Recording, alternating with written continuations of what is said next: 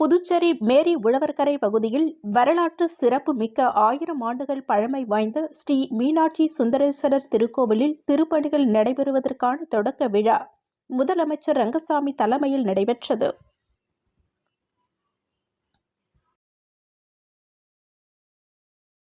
புதுச்சேரி உருளையன்பேட்டை கங்கை விநாயகர் திருக்கோவிலில் கும்பாபிஷேக விழா சட்டமன்ற உறுப்பினர் நேரு உட்பட திரளான பக்தர்கள் கலந்து கொண்டு சுவாமி தரிசனம்.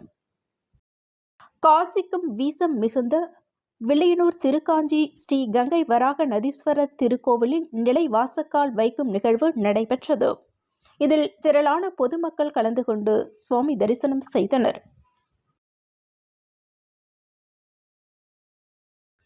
காலத்தால் அழிக்க முடியாத கல்வி எனும் செல்வத்தை மாணவர்களுக்கு அள்ளித்தரும் சீர்மிகு பணியினை திறம்பட ஆற்றி வரும் ஆசிரியர்கள் அனைவருக்கும் ஆசிரியர் தின வாழ்த்துக்களை எதிர்க்கட்சித் தலைவர் சிவா தெரிவித்துள்ளார்.